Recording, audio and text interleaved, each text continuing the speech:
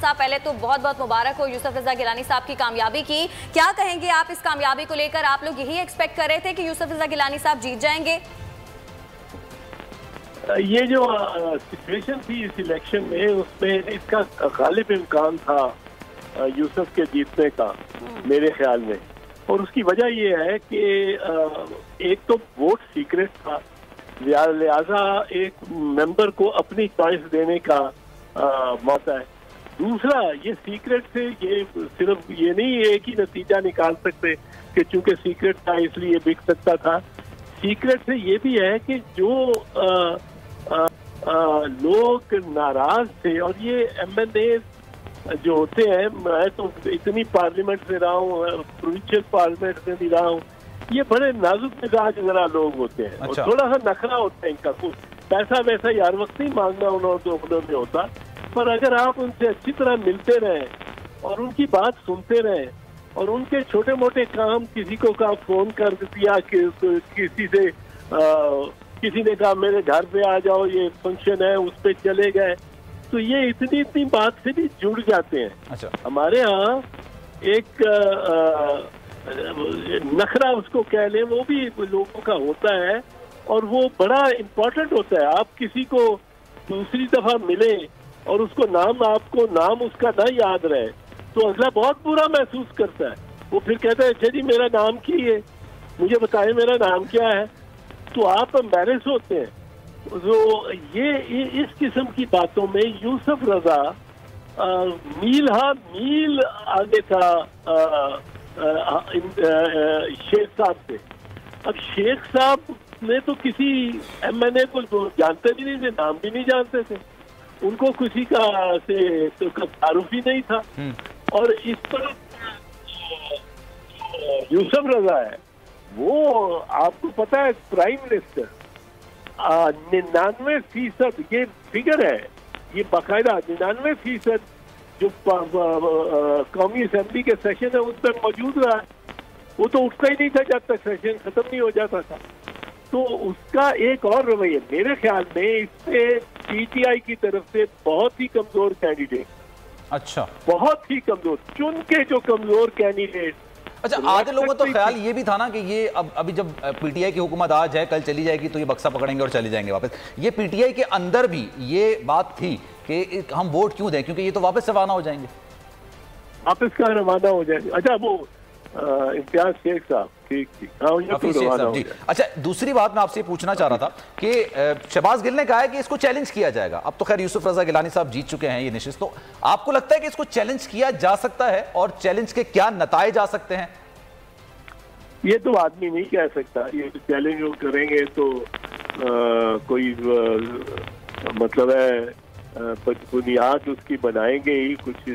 उसकी बुनियाद क्या हो सकती है, उसका मतन क्या हो सकता है? बुनियाद वो तो यही बनाएंगे कि हॉर्स ट्रेडिंग हुई है, वीडियो जो गिलानी के बेटे वाली है उसको वो बुनियादी तौर पे आगे रखेंगे। और मैं समझता हूँ कि उसके लिए भी अगर आप देखें वीडियो अगर आपने पेश करनी है ना, तो मैंने एक वीडियो पेश करनी हो और उस पर इनसार करना हो तो बड़ा दिल जिगर की बात है। ये सिर्फ टीवी पे चल जाने की बात नहीं है, जब फोरेंसिक होती है। आपको याद होगा मरियम बीबी ने वीडियो वो दिखाई थी प्रेस कॉन्फ्रेंस, और अगर वो वीडियो उसमें कोई टैंपरिंग ना हुई होती तो मुस्लिम लीग नवाज एक दिन में नवाज शरीफ को, अरशद मलिक साहब की वीडियो की बात कर रहा हूं। हाँ, अरशद मलिक की जी। एक दिन में उसको ला सकती थी नवाज शरीफ को। और आज नवाज शरीफ मतलब है उस केस से बरी हो गए होते हैं, और चाहे रिमांड होकर रीट्रायल हो रहा होता वो मुजरिम ना होता उस केस में नवाज शरीफ, और वो एक दिन में वो भागते जाते। मैंने तो कहा था कि जब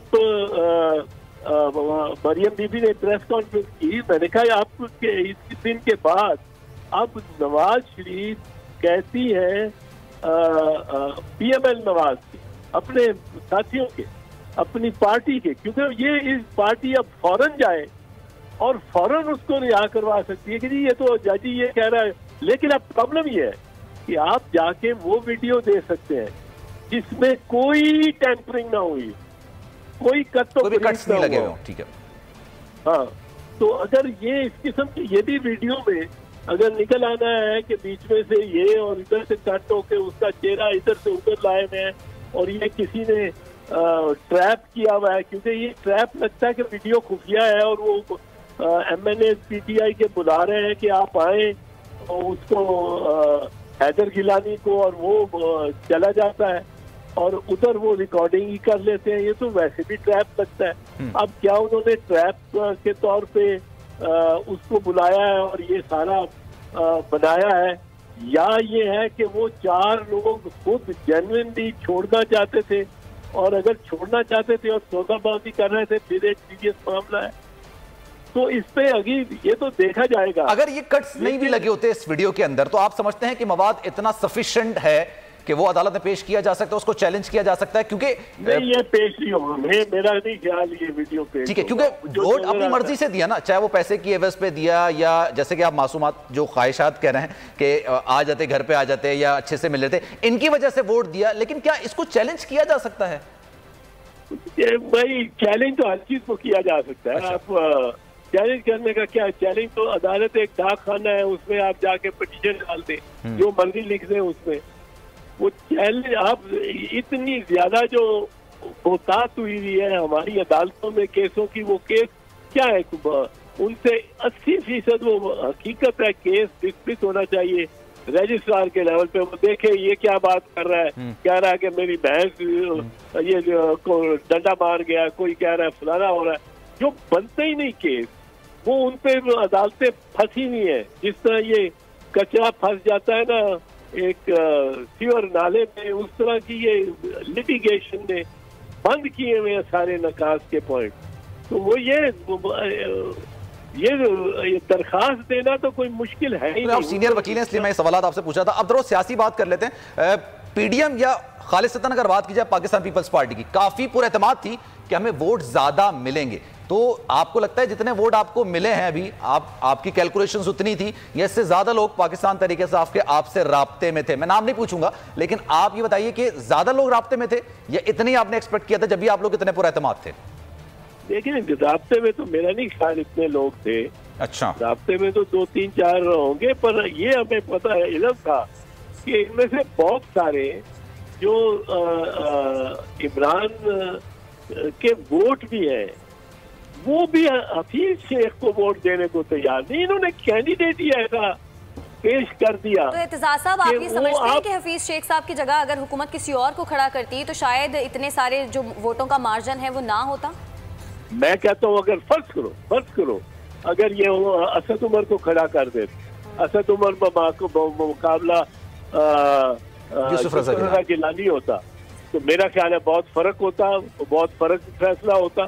यूसुफ रज़ा वो बहुत अच्छा कैंडिडेट, हमारी तरफ से बड़ा बेस्ट कैंडिडेट था, मिलनसार, हर चीज से मिलना, स्पीकर है तो पॉपुलर है, प्राइम मिनिस्टर है तो सबकी, और जितने काम ऑपोजिशन के कर रहा है। हमारी तो पार्टी में इस पे झगड़ा होता है कि इन्होंने ज्यादा काम किए हैं मुस्लिम लीग नवाज के।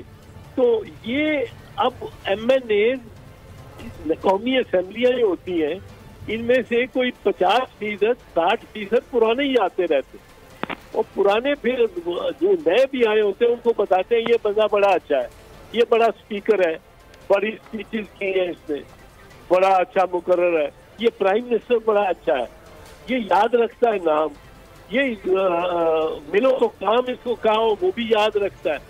अब गिलानी जैसे कैंडिडेट के सामने याद तो असद उमर आता और कोई ना कहता कि ये धांधली हुई है, धांधला हुआ है, कुछ हुआ है। जो जीतता उसको, और शायद मैं समझता हूँ असद उमर होता तो बड़ा मुश्किल होता गिलानी के लिए मुकाबला, आप समझते हैं? अब हफीज शेख तो कैंडिडेट ही पैदल है, देखे ना एक पॉलिटिकल पॉइंट ऑफ व्यू से देखे, ठीक है, MNA ने क्यों इसको वोट देना है, क्यों, क्या उसका यही है कि पार्टी ने कहा है अगर खुला वोट होता तो ये मेरा ख्याल है। आप एक चीज को मिस कर रहे हैं। मैंने एक जगह पढ़ा था, कह रहे थे कि हफीज शेख इस वजह से भी स्ट्रॉन्ग कैंडिडेट हैं क्योंकि वो खजाने पर बैठे हुए हैं, जाहिर सी बात है, और एमपीएस और एमएनएस का ज्यादातर ये होता है कि उनके इलाके में फंड्स खर्च किए जाएं। तो वो एक बड़ा फैक्टर था कि हफीज शेख को खड़ा करने का या यहाँ पे उनको कैंडिडेट ला के रखने का, कि वो खजाने पर मौजूद हैं, तो जाहिर सी बात है उनकी इंटरेक्शन एमपीएस एमएनएस से ज्यादा होगी और एमपीएस एमएनएस उनको वोट भी देंगे ताकि उनके इलाके के तरक्याती फंड जारी हो सकें।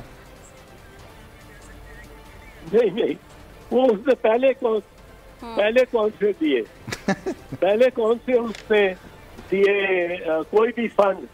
वो तो उसके बाद खिलाफ जाती थी और ये तो उसके खिलाफ जाती थी। सही है, ठीक है, बहुत शुक्रिया आपका। एतजाज एहसन साहब साथ मौजूद है। बाबर डोगर साहब, आपने एतजाज एहसन की गुफ्तगू सुनी होगी। वो ये समझते हैं कि अब्दुल हफीज शेख साहब अगर ना होते, उनकी जगह असद उमर साहब बिलफर्ज खड़े हो जाते तो शायद थोड़ा सा टफ हो जाता यूसुफ रज़ा गिलानी साहब के लिए जीतना। लेकिन वो ये समझते हैं कि क्योंकि अब्दुल हफीज शेख साहब खड़े थे और उनको क्यों लोग वोट देंगे, इस वजह से अब्दुल हफीज शेख साहब हार गए, हुकूमत इस वजह से पीछे रह गई। आप एग्री करते हैं इस बात से?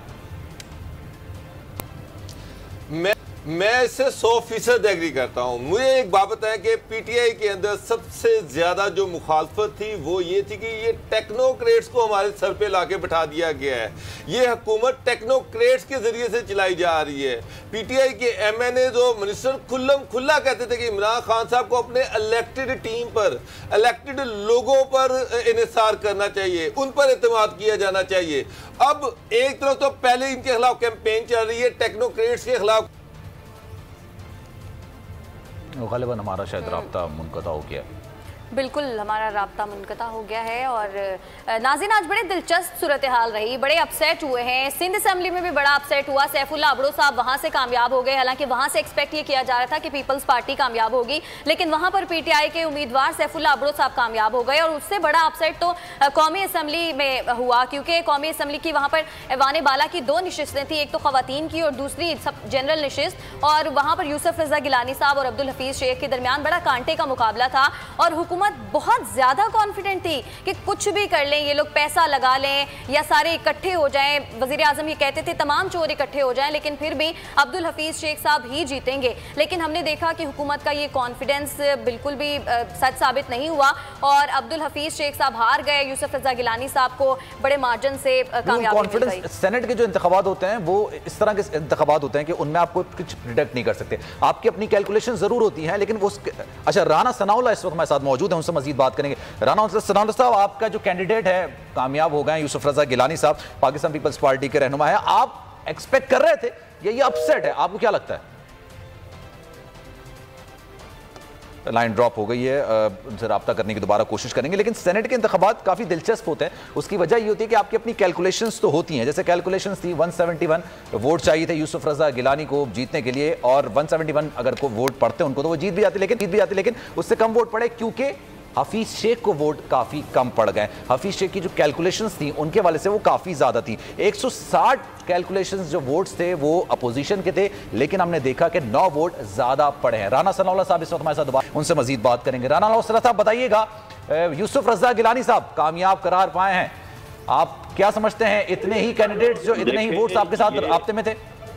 देखें, ये यूसुफ रज़ा गिलानी साहब का सेनेट की सीट का इलेक्शन नहीं था।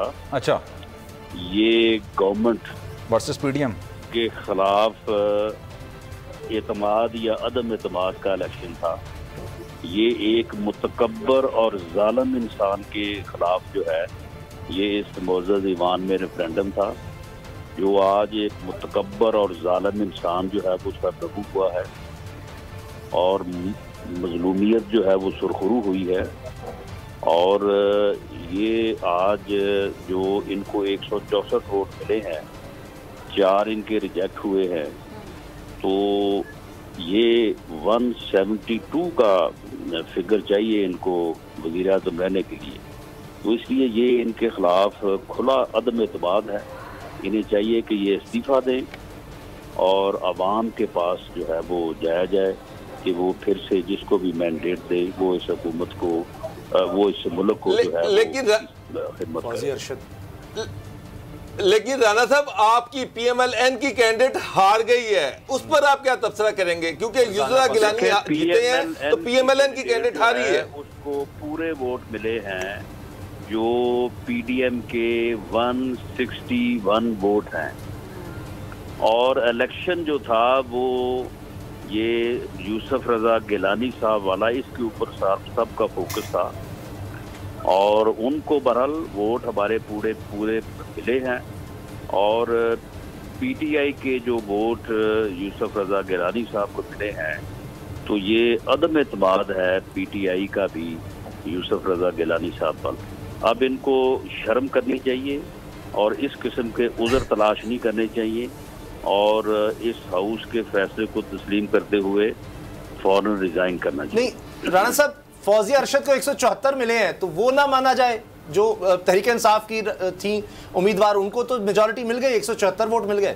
देखें, मामला ये है कि वो तो सेनेट की सीट का इलेक्शन था ना, ये यूसुफ रजा गिलानी वर्सेस शेख हफीज जो है, असल फोकस तो इस पे था, ये सेनेट नहीं था। दूसरा तो कभी किसी ने ना किसी ने कभी उसकी कोई कैंपेन की, ना किसी ने जो है वो उसके ऊपर बात की।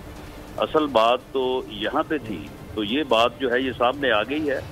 अब इनको जो इनके तहरीक लाएंगे जो गाली गलौज ब्रिगेड है, अब उसे इस किस्म की मुंह शगाफियां और उजरदारियां तलाश नहीं करनी चाहिए, उन्हें शर्म करनी चाहिए और रिजाइन करना चाहिए। राणा साहब, तहरीक अदम एतमाद आ रही है? तहरीक अदम एतमाद जो है वो नहीं आ रही, क्योंकि अदम एतमाद हो चुका है।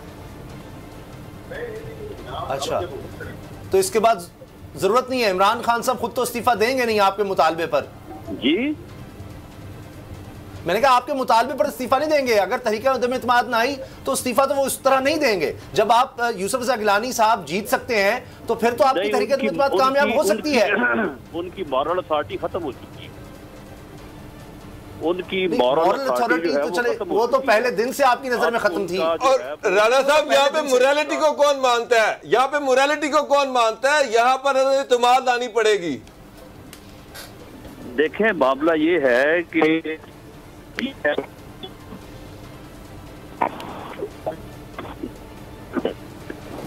जी राणा साहब, जी राणा साहब, आपकी आवाज ड्रॉप हो रही है, लेकिन हाँ जी, उसामा गाजी साहब ये बताइएगा, मोरल्स पे चलती है सियासत? ये मेरे लिए नया, इसलिए आपसे सोचा आपसे पूछ लूं कि क्या मोरल्स पर वाकई सियासत चलती है? नहीं, कोई इसका ताल्लुक नहीं है वैसे हमारी सियासत से। हमारी सियासत मुझे एक बात बताइए, वीडियो आने के बाद यकीन मुझे एक बात